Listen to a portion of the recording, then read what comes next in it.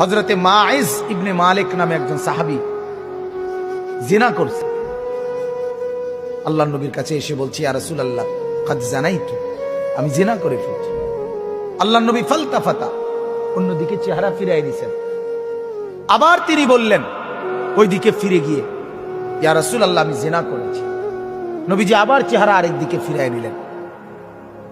উনি আবার বললেন, ইয়া রাসূলুল্লাহ আমি জিনা করে ফেলেছি, আমাকে শাস্তি দেন, আমার উপরে হদ শরীয়তের বিধান কায়েম করেন, আমার আখিরাত পরিষ্কার করে দেন, আমার আখিরাত বরবাদ হয়ে যাবে নাই তো। আমি এখন ফয়সালা বিচার মানতে রাজি, আমার রায় এখন করে দেন। আল্লাহর নবী সাল্লাল্লাহু আলাইহি সাল্লাম তিনবারের পরে সাহাবীদেরকে বললেন খোঁজ নাও সত্যি কিনা। খোঁজ নিয়ে দেখছে সত্যি ঘটনা। আল্লাহর নবী সাল্লাল্লাহু আলাইহি সাল্লাম বলছেন গর্ত খনন করো। গর্ত খনন করছে। ওই সাহাবীকে গর্তের মাঝখানে কোমর পর্যন্ত দাঁড় করাইয়া বাকি সাহাবীদেরকে বলছে তাকে পাথর মেরে হত্যা করো। মুসলিম শরীফের হাদিস, একেবারে বিশুদ্ধ হাদিস।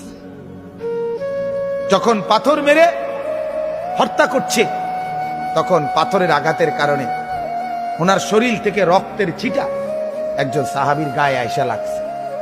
ওই সাহাবী তখন একটু বিরক্ত হয়েছে। বিরক্ত হইয়া বলছে, আহ, এক নাফরমানের রক্ত লাগবে, এক বদকারের রক্ত গায়ে লাগবে, তো মানে এরকম একটা বিরক্তি দেখাইছে। সাথে সাথে আল্লাহর নবী সাল্লাল্লাহু আলাইহি ওয়াসাল্লাম নবীজি বললেন, হে সাহাবী তুমি এটা কি বললা? কি বললা? আমার এই মায়েজ গোটা পৃথিবী যা জানতো না, নিজের অপরাধ নিজে স্বীকার করে নিজের শাস্তি নিজে গ্রহণ করে তওবা করছে। এটাই তো তার শ্রেষ্ঠতম তওবা। আখিরাতের ভয়ে নিজেকে শাস্তির সামনে পেশ করে দিছে।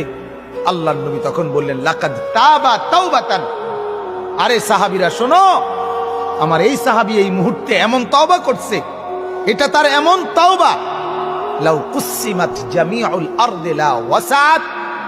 যদি তার এই তওবা বাইটা বন্টন করে পৃথিবীর সমস্ত নাফরমানের গুনার মোকাবেলায় তার তওবা যদি বন্টন করে, আল্লাহ তাআলা সবাই মাফ করে দিবে।